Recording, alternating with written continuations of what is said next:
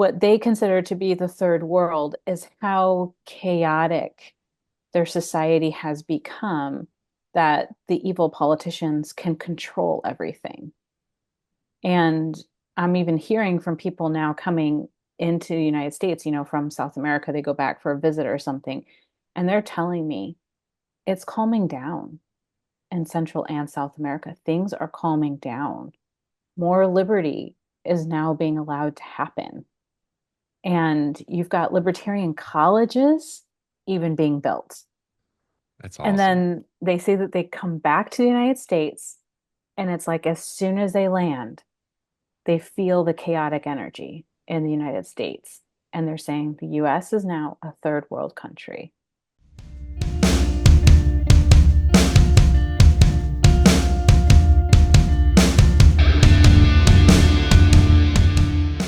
Isabel, you are a Florida Freedom Family. So Mhm. can you tell me a little bit about Florida Freedom Family, the organization, what you guys do?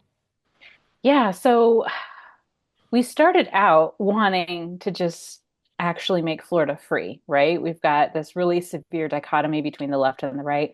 And we're seeing just a lot of, both of them will just like pass these laws or these regulations, depending on what part of the state they are in, right? Where they just like want to like slam dunk on the other person, right? Or on the other team, right? And I don't lean left or right. And as someone who just wants just pure freedom, it was difficult watching that go down.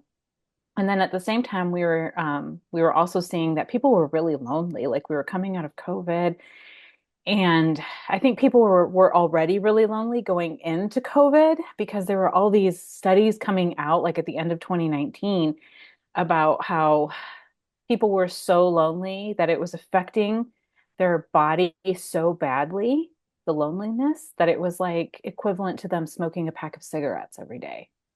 Wow. Yeah, and so it just kind of became this like evolution of the combination of the loneliness and are we really free in Florida? Kind of coming together and being like, hey, let's build back our tribes and villages.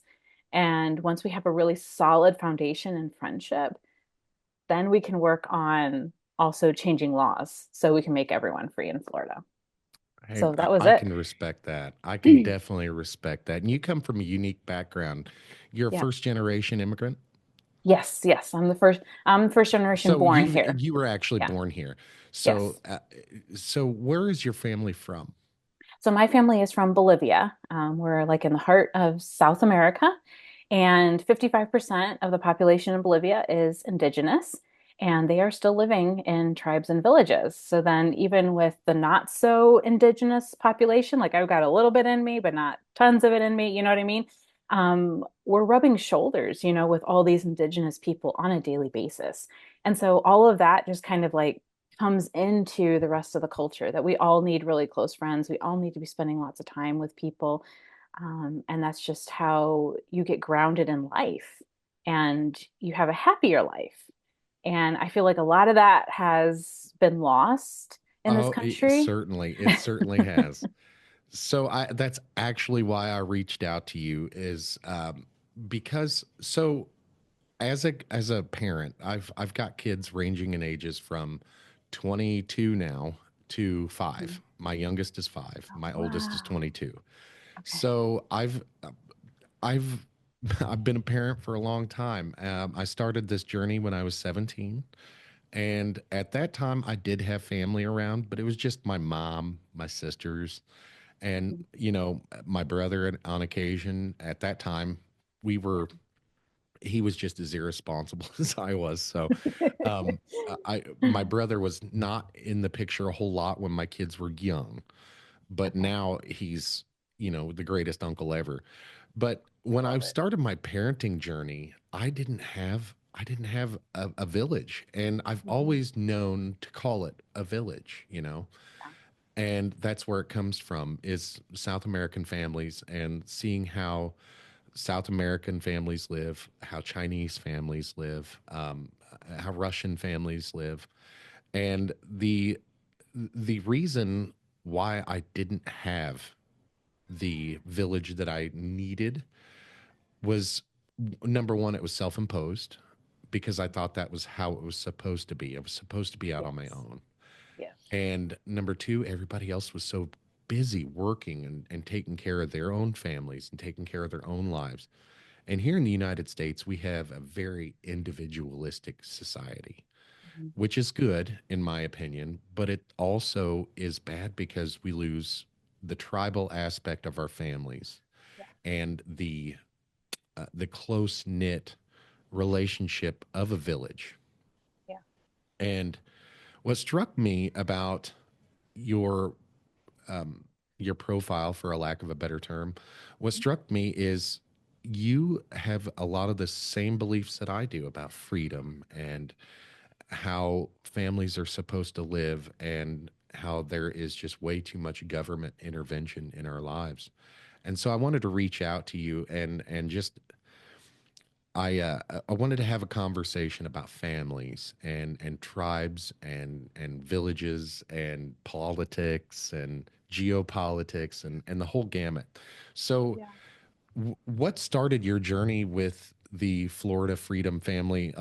How long ago did you start this? Uh, so in 2 months, it will be 2 years ago. Awesome, awesome. So, Yeah. you also your husband is also an immigrant. Is that correct? Yes, my husband came to the United States when he was 11 years old. He is a little bit Chinese and mostly Nicaraguan. He came from Nicaragua. And his country had just gone through a civil war that became considerably worse once the United States decided to get involved. The socialists ended up winning that civil war. And then after they won, they were recruiting or drafting is probably the better term, boys into the army at the age of 12.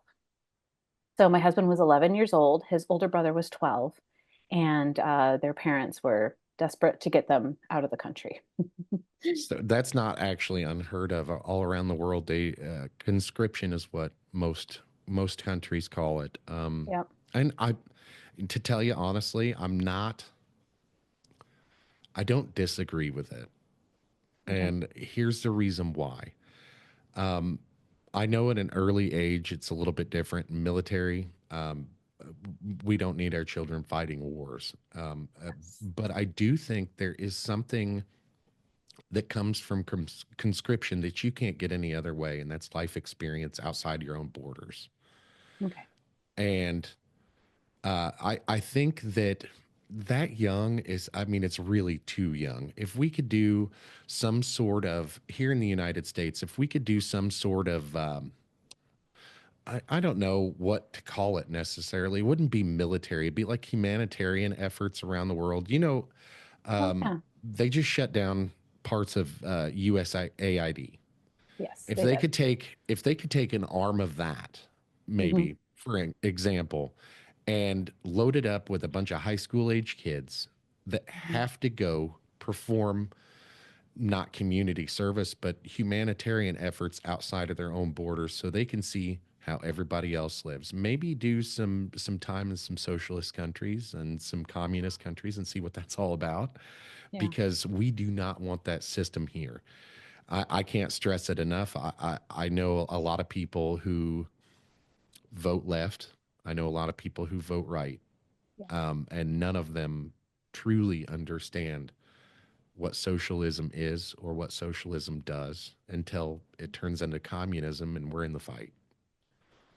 Yeah, it gets very dangerous very fast. Like that slippery slope is not a slope. It's just like a downward spiral. And I think a lot of people don't realize that. They don't see it. Um, you know, like if my husband and I were to enter Nicaragua tomorrow, we couldn't go down there with our phones on us because that will be checked as we're coming into that country because that country went from socialism. I mean, they're into full on communism really at this point. Um, and part of me is like, hey, you know, I think it's a good idea to send the kids overseas for them to see it. I think the idea of it is good. I think that those kids aren't going to realize what it is that they're in for when they're over there, and they're going to be arrested pretty quickly for saying something that's incorrect. Like Oh right, yeah, especially kids from here. yeah, like right now in Nicaragua, like this is something we were fighting last session in Florida. Um, is that Florida was passing a law that if you said anything that was controversial on a college, like a public college campus in the state of Florida, then like you're to like they could take these certain measures to make it that you couldn't be on the campus anymore, right? Which Is is that was that that don't say gay bill? Is that what people reference don't say gay? Is that what that that was? no, that one was actually for the K through 12 Okay, public okay. schools. Yes, so this one was a college one. And they passed it, and the board of governors for the colleges passed it in Florida. Wow. But the thing that was really dangerous about it that a lot of people weren't looking into, because this was my complaint about the right, was that I was like, did any of you actually read the bill? Because the bill says if you say anything that's deemed controversial about religion, about, like international politics, international wars. I mean, like it had this extensive list of things that you could not say that could be deemed controversial. And then they didn't have a definition for what was deemed controversial or not. Right. And who makes up those stuff? You know, who Exactly. decides that? You know, who decides what Yes. is deemed necessary or who decides who polices the police, essentially is what I'm trying to say. Yes. And And they didn't have anything set up for that. And then if you went to the Board of Governors meeting to speak against it, they set it up that each person got 1 minute to speak, and only the first 15 people who signed up to speak got to speak. And I was and like, that sounds like fascism to me. yeah, Unfortunately, that we deal with a lot of yes, that stuff. yeah, The first, I'm almost a free speech absolutist. Like, I believe you should be able to say whatever you want, whenever you want. Freedom of speech does not mean freedom of consequence. I do understand that. yeah, But our government shouldn't be enacting laws that say, that limits our speech to what we can and can't say, because that leads to limiting our thoughts. which is already happening on the college campuses, right? Which was Yes. what there was a book that came out before COVID and everything. What was it? The coddling of the American mind, something like that. It was about the Yeah. college campuses and how the kids on there just like don't even want to have to think outside the box too much, that they were the ones who were pressing for these new rules to be imposed on them. And I was like, what? I've actually got an interesting theory about that. So I believe ideological subversion started happening in the 60s, 70s, and 80s, Yeah. and it crept into our learning institutions by the 80s. Mhm. And that was started by communist Russia, communist Soviet Union, I believe. And Yeah. I think that somebody didn't get the memo in 1992 when the Soviet Union fell, and they still pushed that agenda here in the United States. So I believe most of the negative things that are happening with our society right now is due to foreign influence and laziness on behalf of the American people, and just not Mhm. looking back in history and seeing where all these ideas come from and Mhm. where they go, because this has all been played out before in the history books, like all of it, Yes, literally. so many times. And it's like we've got, like in your specific instance that you used just now with the Florida legislature, Mhm. that's fascism, in my Yeah, opinion. And we've already got a little bit of socialism, like Bernie Sanders. He calls himself a democratic socialist, correct. Yeah. um, which means he shouldn't be in Congress, in my opinion. But Yeah. um, that we've got socialism, and socialism always. I mean, it's the pillar of communism, Yeah. and explaining what socialism is and what it does, and communism and what it is and what it does, explaining that to people who are watching this stuff unfold in real time is they're so blinded by political ideologies, and they're so blinded by their individual beliefs that they can't just look outside and see what's good for everyone, even though even if it's, I try to explain to people, like, I voted for Trump, and the reason why is because I felt like he was the best option out of the ones that we had. Yeah. And like I had a lot of family members and some friends be like, do you want to see the United States slip back into the 1950s? And I'm like, in some areas, yeah, I do. I believe Yeah. that less government is the key here. I don't think we need more government. Look at how much they spend on stupid shit. USAID is a perfect example. Um, Yeah. and explaining what USAID is to people who just think it's USAID. I'm like, no, man, that's soft power. They're projecting soft power all over the world so they Yeah. can gain favors from other countries and other governments. It has nothing to do with Yeah. feeding people. It has nothing to do with anything other than what we can get out of this country tomorrow, what we Right. can get out of this government for a favor next week, next year. Mhm. And it is a lot of money that that doesn't help anybody, and it starts wars. Yeah.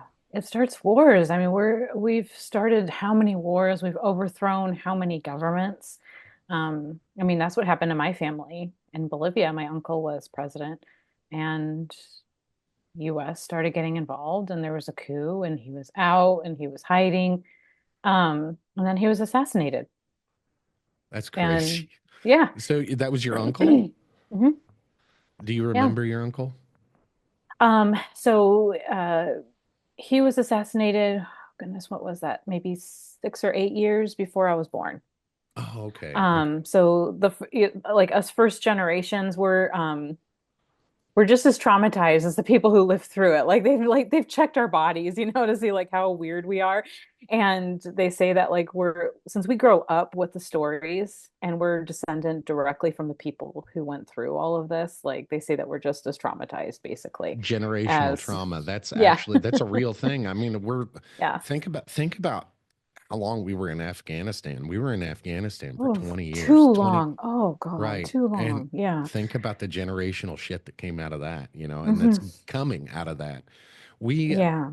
and that's another reason why I voted for Donald Trump, but I feel like the border issue it wasn't an issue until they stopped security checks. And like I was listening to a podcast the other day, they said that uh, it was a CIA profiler, and Mhm. she had said that there was 1,500 terrorists on the watch list that were lost at the southern border. They'd entered and then they were lost. Yeah. And that scares the shit out of me because we don't know where those people are coming from. We don't know where they're going, and we don't know what they're doing.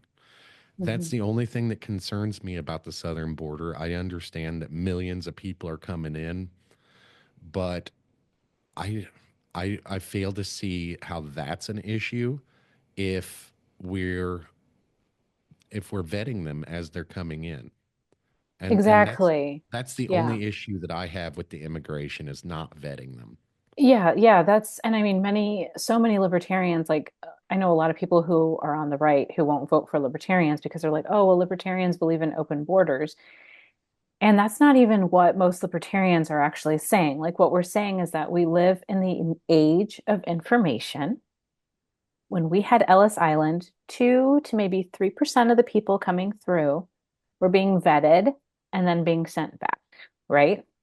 And we think that we probably have the same number of people who are now coming in, through airplanes, because now we have airplanes, right? Now they're coming in through all these other ways or coming in through the southern border or even the northern border, right? And all we're saying is that we have made the process to become a US citizen so expensive and so difficult the only way that people see to get out of a bad situation, like my husband not being, put into the army when he's a kid, like, is that they're going to have to come in through a way that has been deemed illegal. And then these people get, they get demonized. And all they're trying to do is protect their kids, just like we would do if all of a sudden bombs started dropping in our own country, which we have done to many other countries, which makes me Yes. wonder that when is it coming back to us, because whatever you believe in, karma comes back, right? I mean, that's um, essentially what happened in 1993 with the World Trade Center bombing. Um, yeah. it was United States foreign policies Mhm. that pissed a bunch of other people off. And I forget who said it, but somebody, and it may have been a movie that I heard it on, but one man's freedom fighter is another man's terrorist. And I've heard that for a long time. And for me, that means, that we may call this person a terrorist, but they have their own reasons for doing things. Yeah. And just because I don't agree with them, that doesn't make their opinions invalid. And I don't I don't think bloodshed is ever the answer, but I could certainly understand how one gets there. Um, Yes. and I don't in 2001, I think that was because they said that he couldn't do it. And so he came back and he did it. And um, that kind of situation is it could happen any day now. Mhm. 1,500 terrorists is a lot of people. And if you spread them Yes. out throughout the United States and let's just say 100 people, that's 15 groups that could Mhm. spread out and do all kinds of damage that we couldn't see coming. So if we made it easier, right, for people to go through the border, to go through a process, right, and we can just vet them there and then and be done with it. I mean, I feel like that is actually like the true libertarian standing on this situation. You know what I mean? That like, hey, we've got a heck of a lot of people who are suffering in the world and they want to work and they're going to be great people to add here, right? We've got a population crisis that's coming to the United States too, right? So it's okay to be letting in people, but like, let's go ahead and use this age of information that we have to our Yes. advantage and figure out like who exactly is this person, or is this person coming in because they're actually being forced to come in to do things that their people say is freedom fighting, but they don't actually want to do any of that? Right. Like we've probably got those type of people, right, who are also coming through and they're like, if I can sneak away and just go live my life, then I would like to do that. I feel like we have all these options for figuring this stuff out, and we're just not using any of that to our advantage. And we're just demonizing, this group versus this group, and there's nothing in between. And I'm like, honey, you can go to like the ice cream store and get 65 different flavors right now for ice cream, like in the middle Well, of nowhere. Like and we've I got think options. and I think there's a lot of people out there that think like my side is right. Only my side Mhm. can be right. Yeah. And this is such not it is not a left or right issue. It No. really isn't. It's a humanitarian issue. We've got millions of Mhm. people coming into our border, and this is probably propaganda, but I've seen several videos of foreign people that speak English, and they're talking about why they left their countries. And economic situations was the biggest one. And Mhm. they say we left a place that wasn't very prosperous, that was dangerous, it was very poor. And then we come here to the United States and we can't make any more money here than we can anywhere else. And that's really sad to me because, I there in this specific instance that I was watching a video, this guy, um, he's from South America, I believe. And he said that he could make more money in South America in one day than he could in a week in the United States. And it was basically because of restrictive laws that that basically protect corporations and stuff like that. That he couldn't make money. He was a business owner where he was from, and he comes here and he has to work for an hourly wage. He's like, it's just not worth it. I'm going back. And you see Yeah. that all the time, and it's craziness to me. Like it's absolutely crazy to me that I live in Missouri, and it costs, I can't even go out and get a job for $20 an hour and pay my bills. I I know. just can't do it. Yeah. And the price of things have gotten so ridiculously high, and it's mostly due to over governance, in my opinion. Yeah. And I really think that in order to beat this thing, we have to come together and be a community. We have to Hmm. be, um, for a lack of a better word, a family. I think we need to come Yes. together as Americans and put our heads together. And man, like, forgive my French, but fuck these politicians. Fuck them Yeah. all. And All of them. they don't have our best interest at heart. Not even Donald Trump. To be quite honest with you, I think Donald Trump may have the country's interests at heart, the United States as a country, but he doesn't give a shit about us people. He's a billionaire. Why would he Yeah. care? So, Yeah. Yeah. I mean, the only people in DC really who are still there, who I felt like they actually cared about us and they actually understood us, who are still there, would be Thomas Massey and Ron Paul, or Rand and Paul, sorry, his son. yeah, they are quiet though. Nobody listens to those guys. Yeah. I barely know who those guys are. You know what I mean? Yeah. And I think that rhetoric overall wins in Congress. I think that if you can just spread some salacious shit about the other side that people will believe, that's Yeah. good enough to do your jobs, and they don't actually have to do any work. Yeah. And the dumbing down of America has reached our Congress. Like we've got Yes. people like AOC. I Hmm. do like her. I like AOC. I like some of her policies, but not most of them, because she's so out of touch with reality. And Hmm. she likes to say that, like, there's lots of millionaires in Congress, but she's not one of them. And she's like, I don't even own a house. And I saw that on Twitter the other day, and I'm like, listen, that's not the flex that you think it is, because we don't want excessively rich people in Congress, but we don't want poor people in Congress either. Yeah. If you're there for X amount of years and you haven't accumulated at least a little wealth, there's something wrong with you. And these laws are set up for them to take advantage of, and she's not taking advantage of it at all. I'm calling bullshit on that. I It's know. hidden somewhere, and somewhere Yeah. somebody's got some money that she's not telling us about. And I think that is wild. Bernie Sanders is now a millionaire, Oh and my gosh, he has so it's much money. It's wild to stupid. me.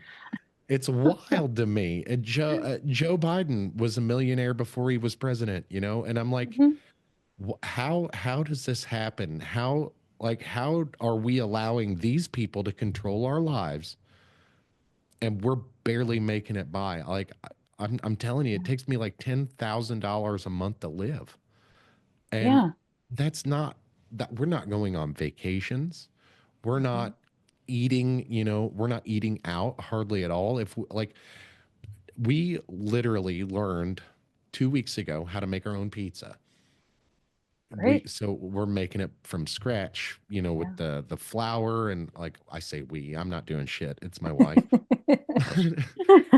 um we're learning how to do those things, not just out of necessity, but because we want to be able to pass those things down to our children in case, Yeah. and I'm getting a little emotional, just in case they have to um, use those things out of necessity. I want to make sure that they can cook. My wife and I were just talking the other day that when it warms up, I want to start figuring out how to make a cake on the fire. Oh And yeah. because I want them to be able to, like, if the shit hits the fan, they still have birthdays, and I want them to be able to celebrate, and I want to have Yeah. them to be able to have some sense of normalcy in their Mhm. lives, but I also want them to be comfortable living in the woods if they have to, you know? Yeah. Yeah. And that's I part of the thing understand. that's part of the thing that goes back to the communities and um, the tribes and the villages.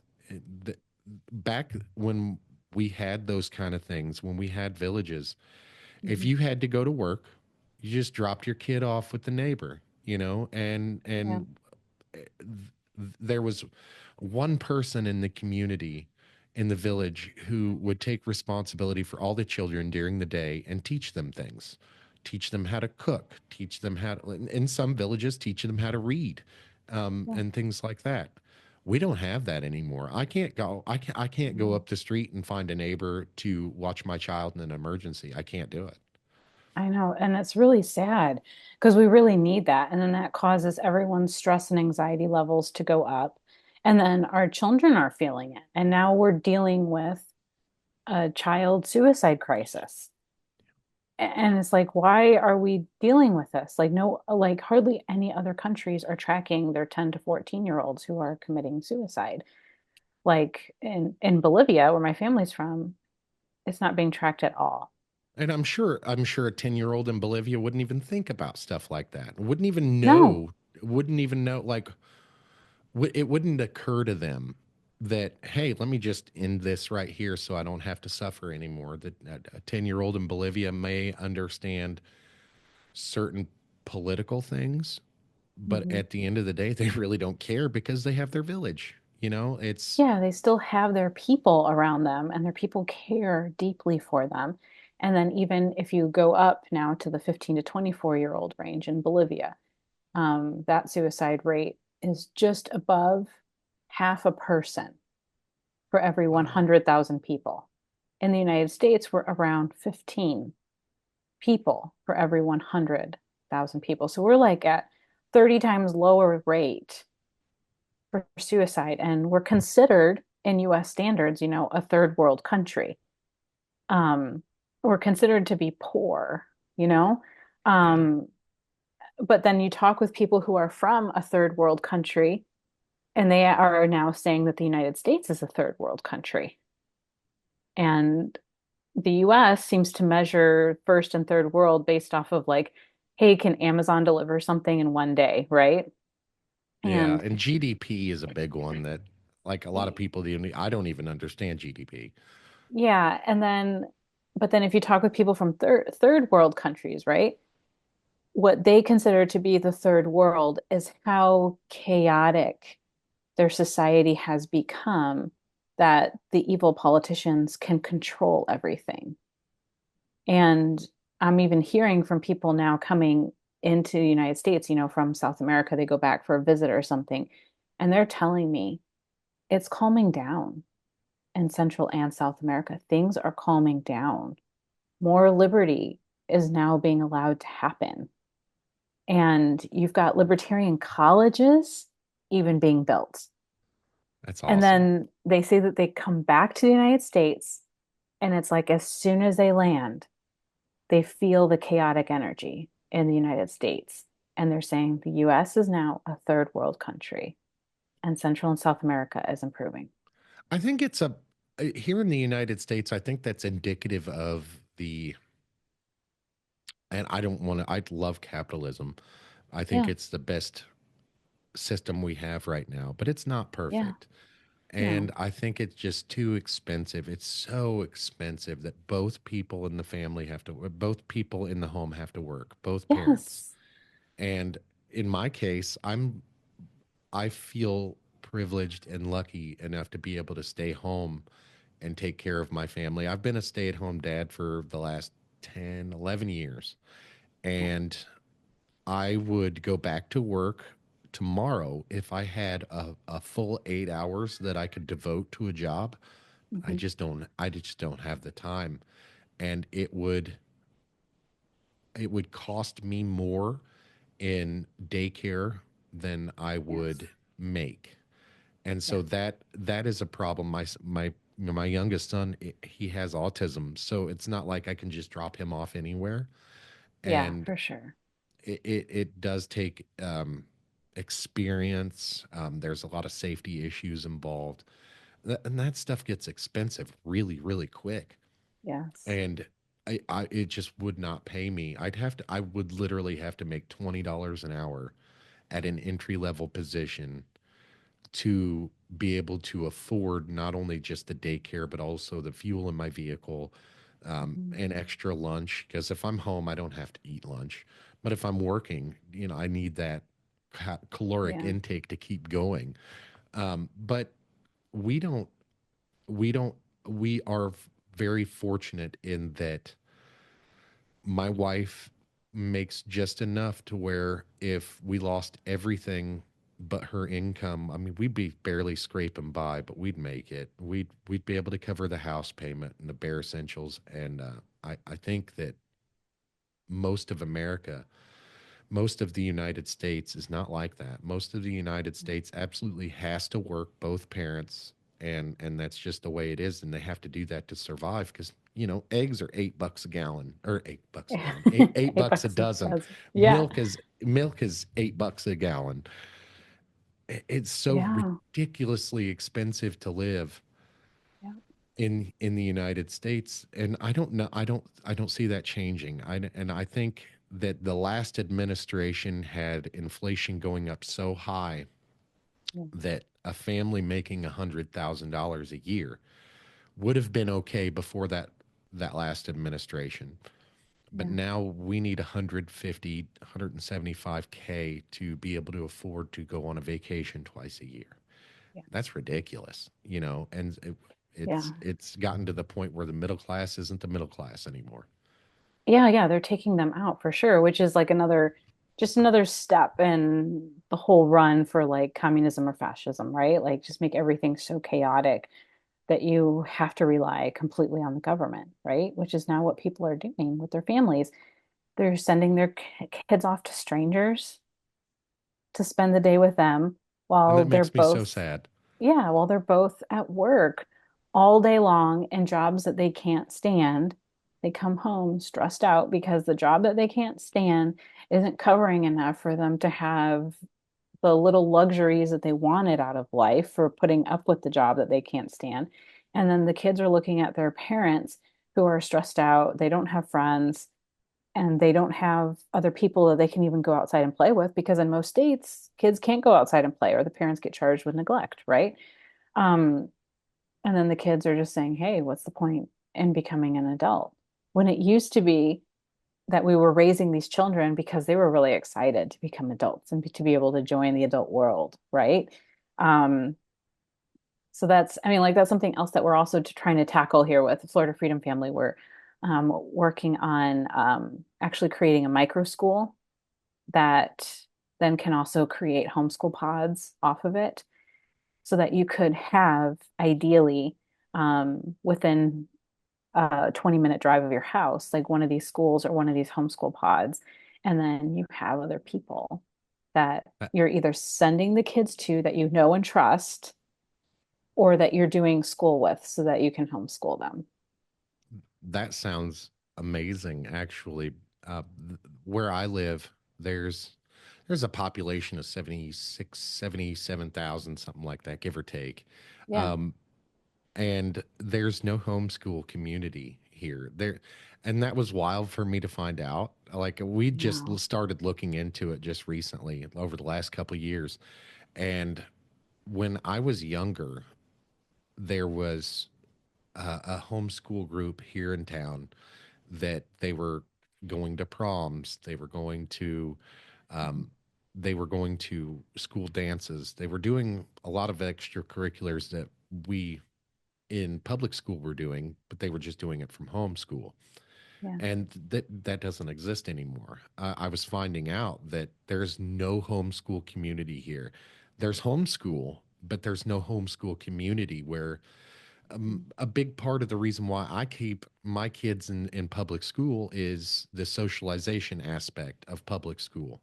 Yeah. I figure it's easy to it's easier to teach a dumb kid how to live in society without the smarts than it is to teach them that social aspect. I cannot teach social I can't teach my 15-year-old how to be a 15-year-old around other 15-year-olds by myself. I can't do it. Right. And I think it's, as long as we have the basics, reading, writing, and arithmetic, it's easy to teach a child who is willing to understand those things. It's pretty easy to teach them. And now the thing that I find myself wanting to impress on my children, wanting them to learn more than anything, is history. Because I think they can learn a lot about where we are going from history, and we've already, like, this stuff has already happened before. We've been here Right. before, just not in the United States. It's Yeah, happened exactly. in Europe, in South America, in Canada, even it's happened. Yeah. Um, but now it's all these political ideologies that have always been here are clashing here in the United States. Like, there's always been a fascist arm of the government. There's always Yep. been the socialist arm of the government. Always been communist, and those people have always been there. Yeah. It's just they've never clashed like they are now, and each side is winning every day. It's wild to me to see the right and the left both win at the same time, and I'm like, we're all losing. All of us are All losing, of us are losing. Yeah, and it's wild. So I know. tell me more about the Florida Freedom Family. Like, what is the Florida Freedom Family's mission? So, our mission really is to have really, really deep friendships. Like the friendship idea in the United States, like you'll have people calling each other friends after spending somewhere between 2 and 50 hours together, right? And then you'll have people calling each other best friends after spending like 200 hours together, okay? In Bolivia, we're calling each other friends around 1,000 hours. And I've counted my number. My number is actually like 960 hours. Wow. So I've been slightly Americanized, right? I got 40 hours chopped off. Um, so the next closest number that I found was out of Italy, actually, 200 hours before they call each other friends. So we're bringing back, like the people who choose not to live the modern way, there's who are still living in their own tribes and villages. They start the day out by a big bonfire and they end the day by a big bonfire with all their people, right? So we're bringing back fire pits is how we're doing it, right? So we have our fire pits and we have fire pit meetups in our backyards. We have camping trips together, just things that are like, hey, let's go ahead and do things together and be showing up for each other so that we hit this 200-hour threshold. Before then, we start being like, okay, this person lives within 5 miles of me, and I get along with him really, really well. And we've spent a minimum of 200 hours together. We actually know our entire, like, close families, right? Um, Wife and husband both get along on both sides, right? The kids get along pretty well. So now we're going to say that person's part of our tribe. So your tribe would be 6 close friends who are within 5 miles of each other. So that if anything happens, right? If all of a sudden everything hits the fan tomorrow, then you have someone who can be at your house in minutes, right? Instead of, oh, well, I have this really close friend, but they live 2.5 hours away from me, right? That person's not going to be there in minutes if Right. the government's showing up at your front door. Right. I love every bit of that, man. That's that reminds me of, like, with you said 5 miles. Like, I've got maybe I've got maybe two friends within 5 miles of me, and I live in a city, and Yeah. I don't have very many friends that I've got one friend that I can call no matter what, like any time of the day or night. He'll be here if I need him to be. But I Yeah. don't I don't even have family like that for real. I mean, I do. I could call my siblings any time of the day or night, and they'd be here for me. But it's that inconvenience aspect. I don't want to it be an inconvenience Yeah. for people, and I am so self-sufficient that in the event of an emergency, I'll just take the kids with me. And that's what we've always done. And it Yeah. my wife my wife with our last child, she gave birth alone. I was there for the delivery, but I was not there for the labor. She was in labor for 2 days. Mm. And it was like, okay, so not 2 days. She was at the hospital for 2 days, but she was actually in Okay. labor for one full day. And Okay. I was there for the birth, but nothing else. And I had to drop her off because I had nobody else to take care of my kids. And I was sick, and it was like I needed that village at that time. And Oh, absolutely. I have a small village now, but it's it's so I heard people my whole life complain when, you know, when my siblings would drop off their kids. My mom would complain about, oh, when they're going to, I don't know why I have to babysit, and I don't know when they're going to be back. And uh, one of my siblings would drop their kid off for days at a time, and my mom would complain about it the entire time. And so I would hear that, and subconsciously I'm like, well, I'm never going to drop my kids off here. I don't Yeah. want my kids to be treated like that. And then Yeah. I end up treating my kids worse because I don't. Yeah. Because we're all Yeah, too stressed out and we need people to be helping us with all of this. And we wonder absolutely we why do. women go through such severe postpartum depression in this country. And it's like, because she's been stressed out from giving birth. And in how many other countries, she's like on the couch for 40 days after she Yeah. gives birth to that baby. The only thing she's in charge of doing for 40 days after having that kid is breastfeeding because she's the only one who can do it. But like everyone is doing almost everything else for her. She has very, very little to do. And if you even go to like tribes in Africa right now, right? And they're choosing not to live in the cities because they said, hey, the people who live in the cities are sick, they're depressed, we don't want to live that way, right? Um, you will see that the women who give birth, they're resting for those 40 days, and they are most likely only holding that baby 30 to 40% of the time. Wow. Someone else is always holding that baby when she doesn't have to breastfeed because they're like, she has to recover. Yeah. And it Yeah. My takes wife, 6 months for that wound to fully recover. You know what I mean? But those 40 days are for the woman to begin to recover. my wife actually went back to with our last child. She actually went back to work. I'm not sure if she took her full 6 weeks. I think she did.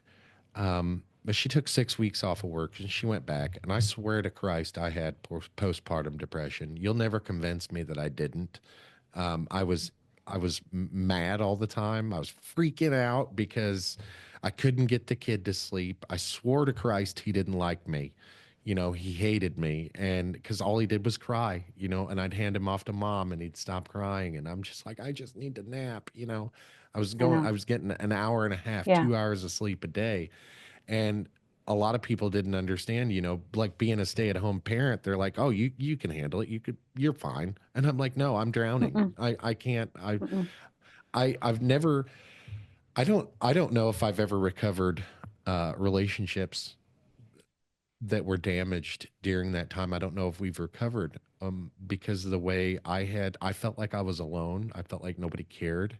um, and I can just imagine how a new mom would feel after, because all that trauma happening to your body, Yeah. and essentially after a couple of days, oh, you're on your own, you figure it out, and then I'm going to go back to work. And that's just how stuff is here in the United States. And I don't I the village thing, and that's what's so great about the Florida Freedom family. And the reason why I wanted to reach out is because I don't know how old you are, but I'm 39.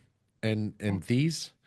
these ideas were around when I was younger. There was villages. My mom had a village, but where's my village? We've talked about it on the podcast before. I didn't have a village because I was so afraid of judgment. I was afraid of what people might do Yeah. with my kids when I'm not around, if abuse and my mom fed my mother would babysit for me, and she fed my kid nothing but ramen noodles when she had him, which Yeah. caused him to swell up like a Yeah. balloon from the salt intake. Yeah.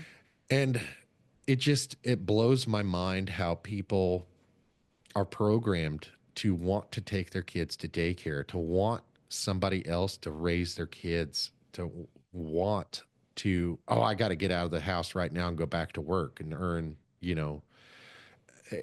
like how the hourly jobs. I always ask, like if it gets to be to where I'm questioning myself on whether I should do this job or not. It's like, how much is your dignity worth?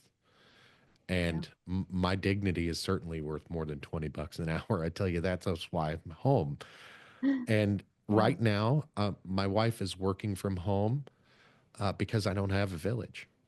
Yeah. When they canceled school for today, I had already had this podcast, you know, ready to schedule and ready to go. And my wife had two doctor's appointments for my son this morning, and it's we didn't have anybody that we can say, hey, can you take this kid to this appointment? I'm going to do this, and so the wife can go to work. Yeah. Eh, we had to become our own village, and very interesting. You said a lot of villages start their day around the fire and they end the day Mhm. around the fire. I love that so much. We just recently got a fire pit in October, and it's become one of my favoriteest things. Yeah. Like, and to tell you honestly, it was really expensive. It was like $200 for this fire pit, but it was so worth it. Oh We've yeah. already had so many family get-togethers out there, and it's so incredible seeing everybody's face by the fire, and Mhm. that their shoulders. You know how people walk around all uptight and everything, Oh and all yeah, yeah, you yeah, can yeah. see They're their so shoulders kind of nervous. relax. Yes, yes. Everybody just kind of chills out, and it's very interesting that you say that. I love that idea. And I was just talking to my wife the other day. I was like, hey, if I ever make it rich, we're gonna do a block party. We're gonna invite everybody. And she's like, there's nothing really stopping you from doing that right now. And I'm like, actually, there is. We have to have a permit to use. We have a park right across the street Okay. from our house, and it's just a little swing set and a baseball diamond and a volleyball net just a little grass park, and we have to have a permit to use it. Gosh, that's crazy. Yeah, like we can go over there and like play, but in order to have like a get together, like a neighborhood get together, Yeah. gotta have a permit, and it costs Oh, like $30. oh, that's so stupid. That's so stupid. Yeah, like yeah, so then literally even the park in your neighborhood is doing things to make sure that you guys can't even get together Yeah, without imposing their overreach on you. Like this is just like this is so insane that we're allowing this to happen when like the people who started this country were like, yo, don't tax the tea. You know what I mean? yeah, Or we're gonna blow everything exactly. up. Exactly. Oh my gosh, Isabel, that is so right on point. It's like we are allowing them to do this stuff to us. And I Yes. that's always bothered me about the voting process, politicians in general. Like, I'm a loudmouth, and I Yeah. come from my family's not quiet. And so I don't know how everybody in the United States has just gotten to the point where we are okay with the government telling us what to do all the time. It's Yeah. wild. It's crazy. Yeah, I feel like it goes all the way back to when we started bringing in the Prussian schools into our country because we started bringing in the Prussian schools. We started forcing the kids to go to school because like Abraham Lincoln went to school for 2 years and everyone mocked him because they were like, these schools don't teach you anything. Like they teach you basic stuff, but like if you really want to know things and you want to be intelligent, like you need to read a lot on your own and you need to go do apprenticeships, right? That's what they mocked him for, that he went to school, right? And then they started forcing the schools upon us, right? And then the 1890s, you see the creation of the Pledge of Allegiance, which it used to be that the Christians were deathly against it. They were like, it was written by a socialist. We can't pledge ourselves to someone other than God, right? And they were against it, right? But then at the same time, you see behaviorism start to hit in this country. So, like the ancient ways of parenting that we were still somewhat doing here in this country, they start going away. And then behaviorism starts taking over. And then there was another huge push for behaviorism in the 1920s. And then 1950s, that's when the schools start getting huge, right? So now you have these big elementary schools being built. Now you got to bus the kids to the schools because they're big and they're only in one spot and your houses are further away from it, right? So And you know what then historical events you're talking about the 20s. So that was after mhm, right after World War One, the mhm, 50s, right after World War Two. yep. And there is there's actually a good reason why we have the public school system that we have today. And it's not a good reason, I guess, but it was the public school system that we have today was built to churn out factory workers. Yes. And here in the United States, we don't have any fucking factories anymore. I know we don't have So any factories anymore, so who cares? exactly. Yeah, but they had the bells going off. They've got everyone listening to like, oh, I have to do exactly what the teacher tells me to do. And if I'm really interested in the subject, doesn't matter because the bell just went off and I got to go do something else. So I got to like keep on stuffing my own feelings and my own spark that I was born with, right? And then you see 1954, there's this compromise with the Christians. So now everyone's saying the Pledge of Allegiance, right? And then the Amish pull their kids out of the government schools. And then we keep on going with it. We keep on going with it. Now you're hitting the 1980s. And I have a teacher book from the 1980s that's explaining how to use English books that were used before school started getting forced on our kids, right?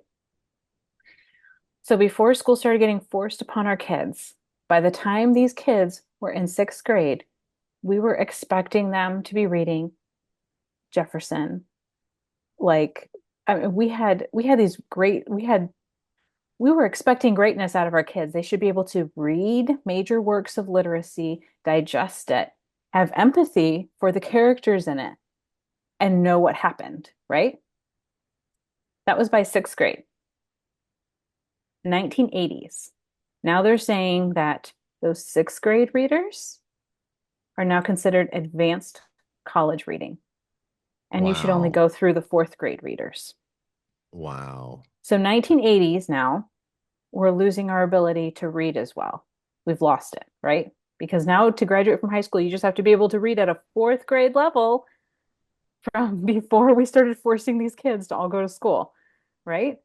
That's something my wife and I commented on the other day, and I'm sorry for my children who listen to this. Um, we were playing a game of I forget the damn name of the game is Cards Against Humanity. Oh yeah. You have to read, and um, only one of my children was able to read proficiently without stumbling, and it was like I was listening to it, and I was like, "Holy shit!" Like I don't, they're not dumb by any means. It's just Yeah. that the world that we've allowed them, the schools have taken away paper and pencil. I don't know if you've like, I've heard that. Yeah, do you homeschool your children? I do. So they've got tablets now in grade schools, and they're not Yeah. teaching them handwriting. They're not teaching them Yeah. like my 5-year-old son is in kindergarten and they're learning to read. And he does have autism, but I Okay. was like, he should be reading already. He's been in school almost, 6 months. He should be reading already. I don't know Oh, what, yeah, for sure. Yeah, yeah. He should be reading and by now. Yeah. it's like, it's, I don't know. There's so much other shit in the curriculum. Yeah, and he's in kindergarten. He's 5. What does he need to know in that curriculum other than reading, writing, and arithmetic? There's nothing Nothing that else. those kids need to learn at this age other than how to make slime. You can teach them how to make slime. That Mhm. I don't think. The more I think about it, like if I had the patience to be an educator at home, I would absolutely do it. But I don't have the patience to.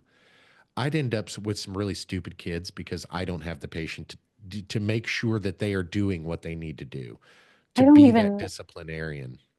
I don't even know that that actually matters anymore because everything that I've been going through looking into starting my own micro school, there are now these micro schools that are out there, and you can essentially buy a franchise, and it comes with the whole kit and how to talk to the kids, how to handle this, how the kids are going to handle discipline. The kids are going to clean up their own workspace.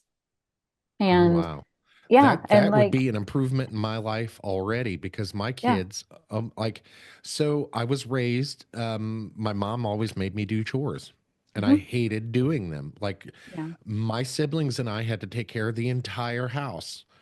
yeah, And so as a consequence of that, I now overcompensate and oh don't make yeah, my kids do anything. And now okay, at 14, 15 years old, I'm fighting with them hmm, to get them to do the most basic of things like washing the dishes, washing their own clothes, stuff that they should have learned like 8, 9 years old. I'm frustrated now in their teens because I can't get them to do anything. right, And and I as a parent acknowledge that I overcompensate for my hmm, parents' mistakes. And a lot of parents don't do that. A lot of parents don't yeah, look at the things that they're doing as an overcompensation for no, something that they did or didn't like when they were younger. And no, like, no, yeah, I hated doing chores when I was younger, but at the same time, now that I'm older and a parent, I hate taking care of kids that don't take care of themselves. And hmm, the point in doing that is so that when they are out of the house and have a family or a village of their own, that they're not dirty people, so they're clean, so they're washing their dishes, they know how to do their yeah, laundry, they know how to yeah, cook and take care of themselves. yeah. That's the only reason we should be doing these things. It's not a punishment. Well, okay, so there's actually a greater reason for why the children should have chores. Um, so in hunter-gatherer tribes, what you'll see, and then you also see this in South America and in Mexico, you'll see it. It kind of depends on how westernized you've become, but the less westernized that people are, what you see being done, and this is, I mean, this is what the ancient parents did that made all the kids do chores. That makes, I was on a podcast out of Nigeria, and I told the guy like how few kids even have chores in the United States, and half of these kids are getting paid for doing the chores in the United States. He about went through the roof when I told him this because he was like, "What?" But okay, so the actual reason why kids have chores is to make them feel grounded within the family and like an important asset to the family membership. That is genius. I never really thought about it that way. Yes, so around 18 to 24 months, they start doing chores. Now, 18 to 24 months, can they do anything extremely well? No. But what it is that you're going to have them do is, let's say you have dinner, right? Now you got to load up the dishwasher. You hand the kid the plastic cup and you say, put it in the dishwasher. Kid puts it in the dishwasher, however it is that the kid puts it in the dishwasher, and you thank him. Then you hand him the spoon that goes into the dishwasher. The child puts it into the dishwasher however he wants to put it into the dishwasher, and you let the spoon sit there. Okay. You're not going to micromanage it and you're not going to change it right in front of him. Okay. And then the next time you have family dinner, Now you're like, hey, come over here and help me put this cup into the dishwasher. This is how I put the cup in the dishwasher. Now the 2 year old is following you and putting the cup into the dishwasher the exact same way. And you just lead them up through the chores as they can start handling doing more. And now they feel like they're contributing to this family. They're a super integral part of it. And why else wouldn't I do chores? That's Right? thinking like a village. Yes. So that's actually how the village works. And then with the 14-year-olds, now with the micro school, we're going to be taking these 14-year-olds through a 7 step rite of passage into adulthood. And then we're going to have a big fat party to celebrate our newest adults. And we're going to be like, hey, these are all the things that we're expecting out of you to now become an adult. And how many adults do we have in this country right now who still don't feel like adults? Yeah, they never given I the don't. blessing coming Yeah, into adulthood like we need, right? The boys are going to have men who, if they don't have family nearby, then we're going to find men within Florida Freedom Family who are willing to mentor them. And they're going to lead them through these 7 different parts. And they will have a small little ceremony that the child goes through with their family and with their mentors, whoever it may be. If it's all uncles that they have living around them, then it's all their uncles. You know what I mean? Um, but then we'll all come together at the end to have the party man, and that's celebrate awesome. them. That is Yeah. awesome. So my wife hates this. I look at my wife sometimes for approval. Um, Yeah. and so I can tell sometimes when she's like, you do whatever you want.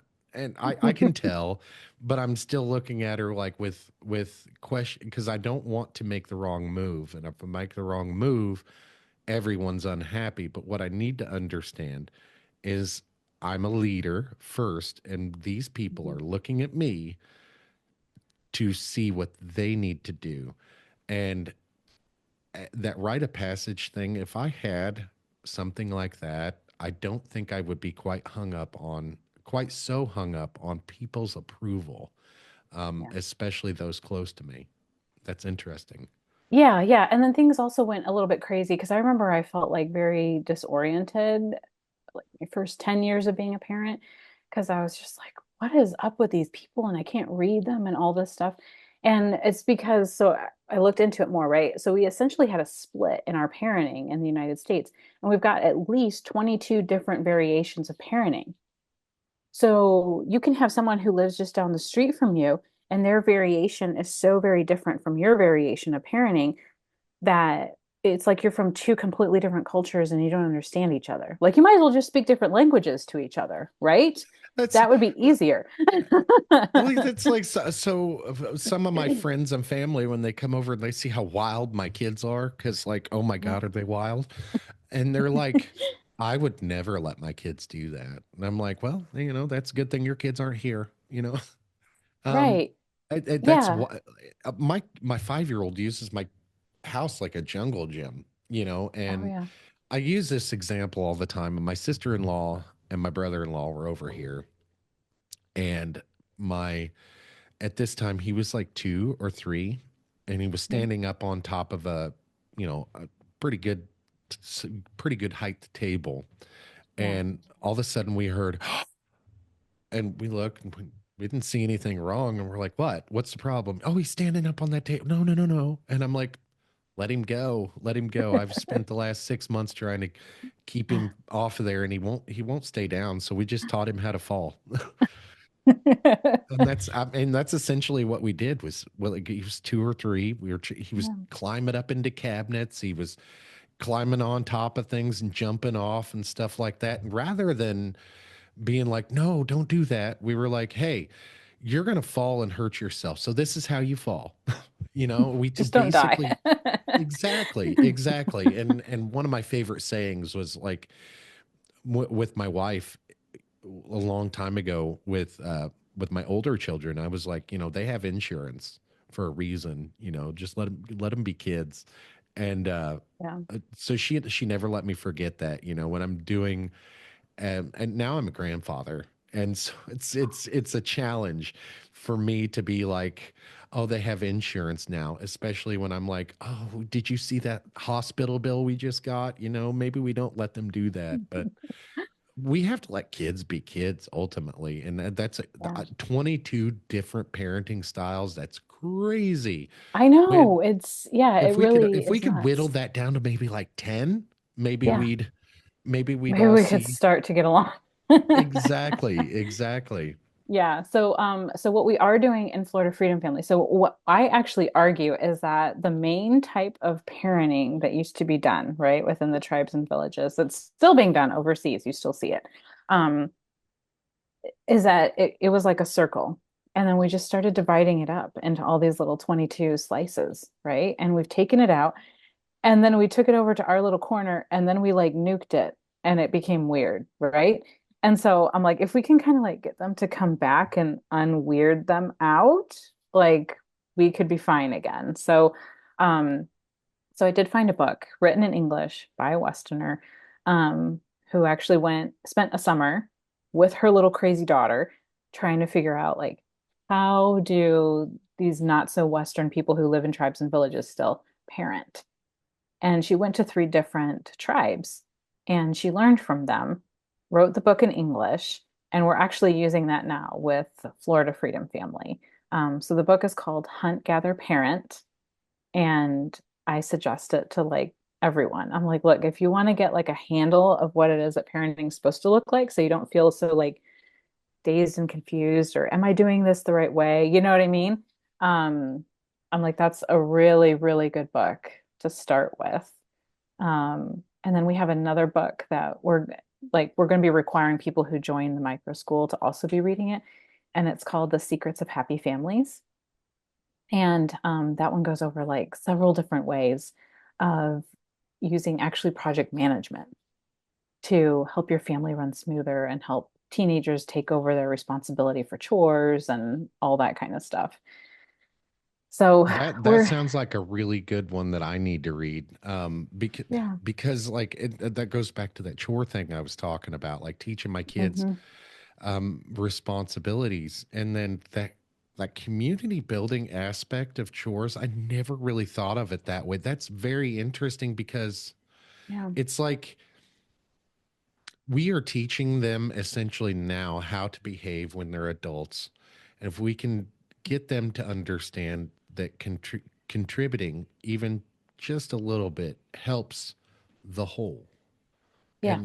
And that's that's an amazing insight that I wouldn't have come up with on my own. Yeah. Yeah. And the Hunt Gather Parent book actually starts out explaining how families became so divided in Western countries. And then I think her very first chapter she goes into after that is chores.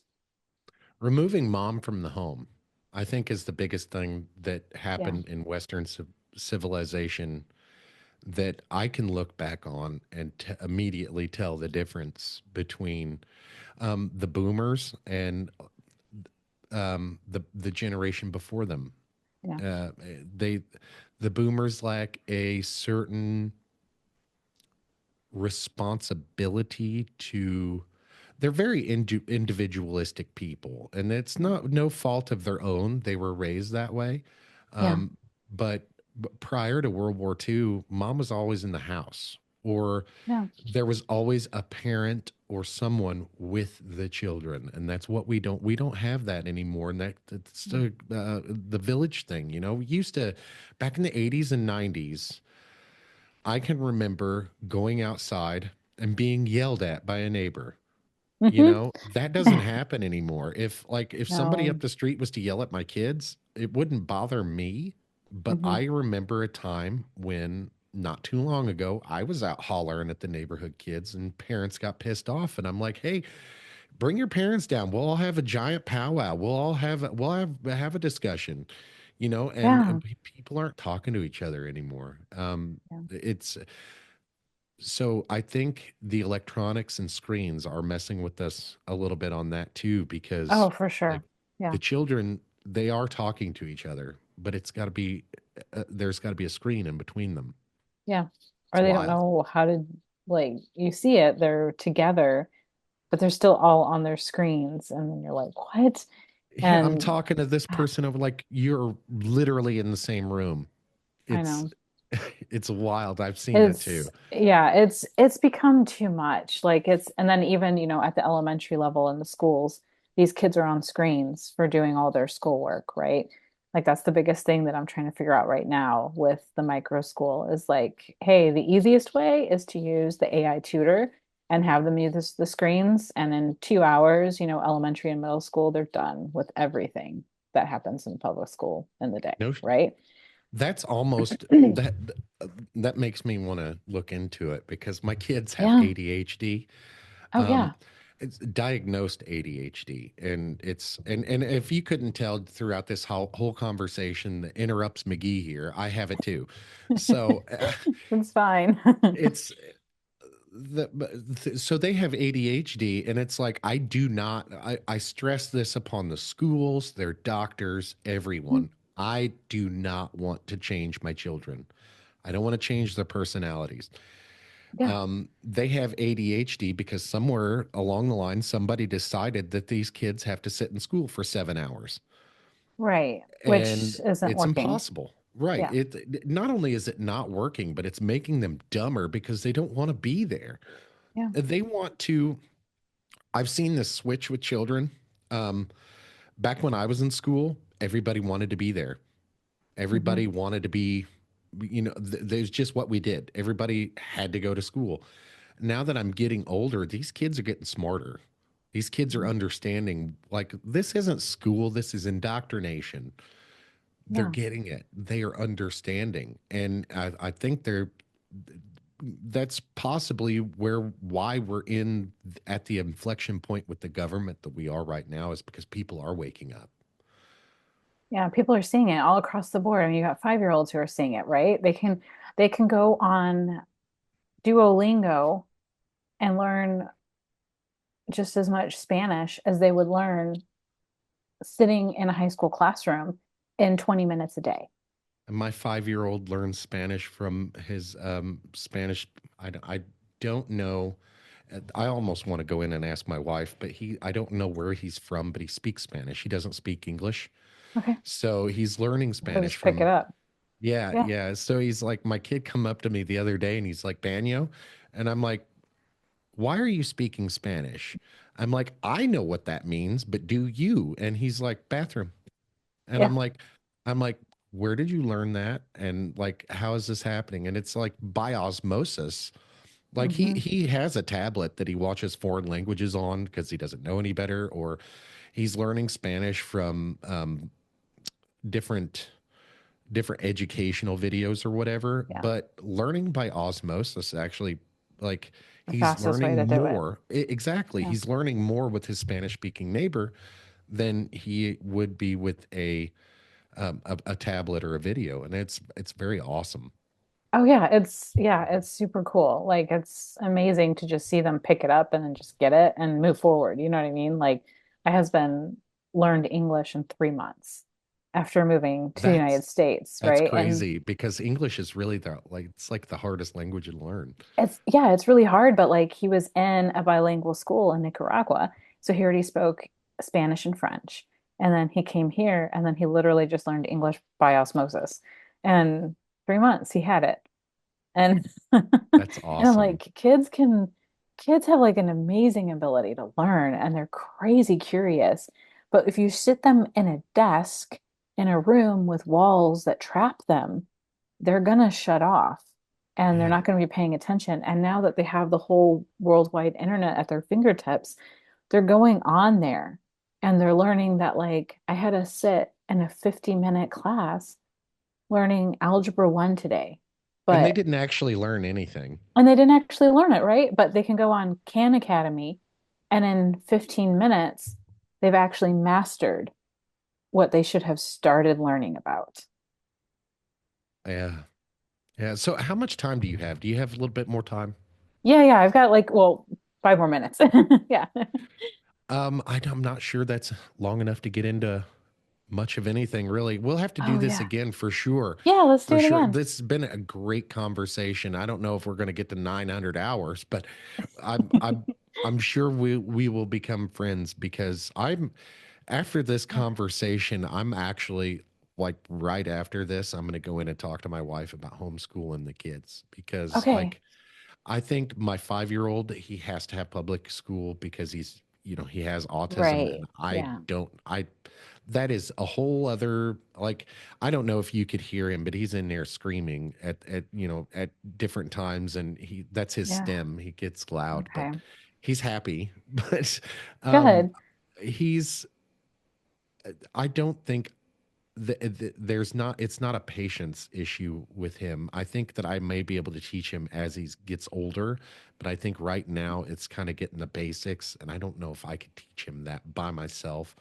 But my Hmm. older child, there is no reason why he can't be homeschooled and especially if it's only taken like 2 hours to get through coursework and then we can move on Yeah. to like nature or some other shit. But like Yeah. Eighth grade and JRT. lower, it's 2 hours a day. High school, it's 3 hours a day. Okay. Okay. So JROTC is a big part of my 15-year-old's life right now. Oh yeah. Do Okay. you guys have any programs that would be geared towards that, or are you looking towards getting something like that? But I think the Yeah. camaraderie, I think, I don't know if it's necessarily just military. I think it's teamwork. The thing Yeah. that I've heard So, most about from military leaders that have been in JROTC. It's more about being together, the mhm, teamwork aspect, mhm. team building, and exercises. Yeah. So, do you have anything like that for men or just in Yeah. general? Yeah, so we are working on that. We're trying to figure that out right now. Um, so there's a thing that happens within the tribes and villages, right? The normal ones, right? That as these men are going through their rites of passage, that they are with other men, they dance together, they have their chants together, right? But this is just to lead them into manhood, right? And connecting them to the group. The reason why you see JROTC or so many men flocking to the military is because they're missing that within their own society.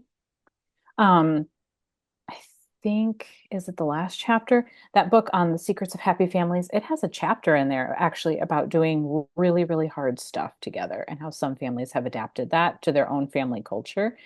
Um, and we're actually looking into doing things like this and having dances together, and everything is going to be kind of centered around the micro school and then connecting all of Florida Freedom Family together with that so that the men are getting together regularly with other men, but then also with the greater family, right?